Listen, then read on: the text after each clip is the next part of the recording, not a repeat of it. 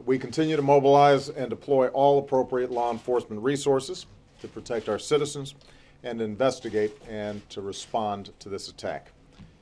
Obviously, our first thoughts this morning are with the victims, their families, and the city of Boston. We know that 2 explosions gravely wounded dozens of Americans and took the lives of others, including a 8-year-old boy. We have all seen recently the great tragedy at the finish line of the Boston Marathon. 2 bombs exploded, killing 3 and injuring over 170 others. Among the dead was an innocent 8-year-old boy. There was a volunteer physician who was watching his wife run the race, helping at the medical station, and he recounted the following. He said, "It was very bloody where we were at. There were a lot of open fractures and severed limbs. It went from taking care of dehydration to taking care of level 3 triage. We even had to put a morgue in the back corner." Like most of the country, I was tuned into the news, feeling devastated that it had happened again. My mind flashed back to past bombings and even 9/11 as I hurt for and I prayed for the families who had been struck. Some, however, had a different reaction. Some blamed God, and some asked, why did God allow this to happen? One atheist posted online, where was God before and during the explosion? You know, such questions are important as they trouble some people very deeply, and therefore they deserve an answer. Friends, the first thing to understand is that God was not the source of these explosions. The Bible states clearly in Proverbs 6 that God hates the shedding of innocent blood. The evil person or persons behind this attack were in violation of God's commands. So very often God gets blamed for the choices and the actions of men, when the truth of the matter is that if men would follow the will of God, there would never be another bombing.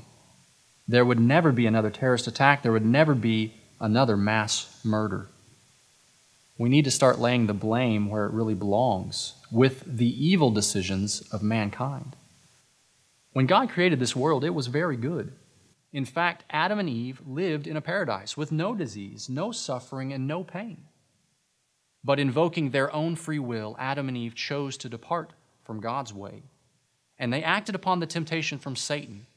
And as a result, their sin brought death into the world. From that time until today, humanity has experienced suffering, pain, death, and all sorts of consequences from the entrance of sin into the world. It's a basic fact that in our everyday personal lives, we frequently experience suffering caused by the choices and actions of others. Many may ask, well, couldn't God have prevented this bombing? Couldn't He have intervened in some way? Well, the answer is God does have the power over the entire universe. God has the power to deny our free will, to control our actions, to control us like robots.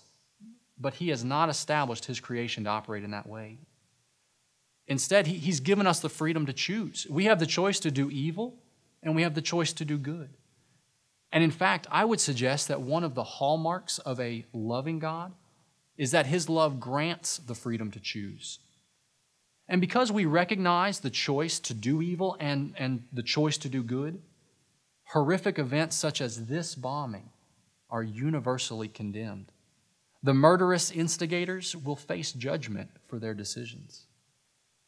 Friends, God hates the evil actions of men. He hates to see malice and hatred. He hates to see the innocent suffer. What we need to do in times like these is to turn to God, not blame Him. Because we need to practice Christian principles, such as showing love to our fellow man and not hatred, following the golden rule, treating everyone as we would want to be treated. Times like these should press us to evaluate our priorities and the principles that guide us. The contrast of evil in this world should empower us to strive for that better place, that heavenly home with God. If this subject, why is there evil in the world, has interested you, I encourage you to look at and consider the resources available at evilpainandsuffering.com.